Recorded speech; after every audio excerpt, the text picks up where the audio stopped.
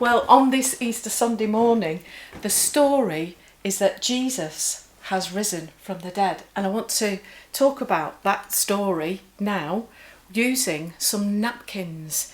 In our family, we have a very special thing. Mike, tell us about our napkin rings. So in my family, we all had these napkin rings. Napkins were a part of our tradition, so we all got them. So when I was born, this one, I received this one here with my name on it. And then Sally, when I married Sally here, she got hers. That one there. And then when Bethany was born, she got one too. And of course, they're all completely different. But of course, the story here is not about the rings, but about the napkins. It's about the napkins. And I'm going to set the table here. And if we put our napkins on, so the etiquette is that you have it slightly folded like that in front of you. We've never done this before. The idea is that you do fold them. That's the etiquette there. Just slightly like that.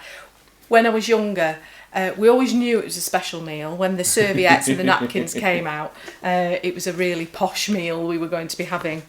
But it links into the Easter Sunday morning, where in the Gospel of John, John tells us that in Jesus' tomb, the cloth, or in some translations, it actually says napkin. It was placed over the face of the dead Jesus, and it wasn't thrown away like the rest of the grave clothes. The Bible takes an entire verse to tell us all about that cloth that was neatly folded and was placed separate to the grave clothes. And we're going to hear about that now from John's Gospel, chapter 20.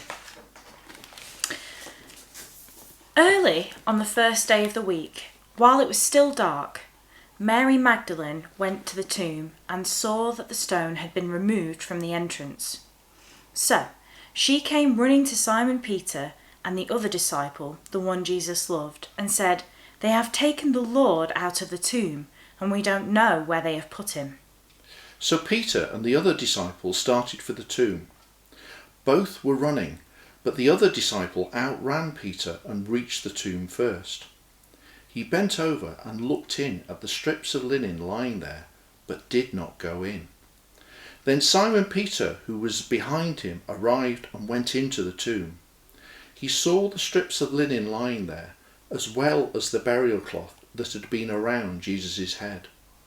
The cloth was folded up by itself, separate from the linen. Well, in order to understand the significance of this folded cloth, it was really important and it was really significant. And you have to understand a little bit about the Hebrew tradition of that day. The folded napkin had to do with the master and servant relationship, that every Jewish boy knew this tradition. And when the servant set the table for the master, he made sure that it was exactly how the master wanted it. The table was furnished perfectly, and then the servant would wait just out of sight. And then the servant wouldn't dare touch anything on the table until the master had finished. Now, if the master was done eating, he would rise from the table, wipe his fingers, his mouth, and clean his beard. And then he would scrunch up the napkin and toss it onto the table. The servant would then know to clear the table. For in those days, the scrunched napkin meant, "I'm done, I've finished." But if the master got up from the table, folded his napkin and laid it beside his plate or where he was sitting, his servant would not dare touch the table, because the folded napkin meant, "I'm coming back." Jesus' cloth or napkin around his head was a brilliant, subtle way of saying, "Do you know what? I'm coming back." Jesus, not finished. I've not finished. Where he said, "It is finished, but I'm coming back. I've not finished."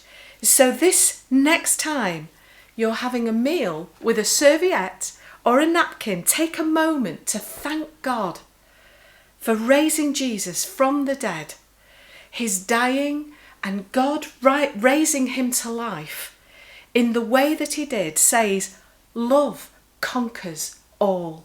Love wins. Hallelujah. Jesus is saying, it doesn't matter what you throw at humanity now, but in me, we can look into the pit of hell and say, love will always win. No matter what you do to our bodies, love will always win. Hallelujah. Hallelujah. Christ is risen. He is risen indeed. Hallelujah.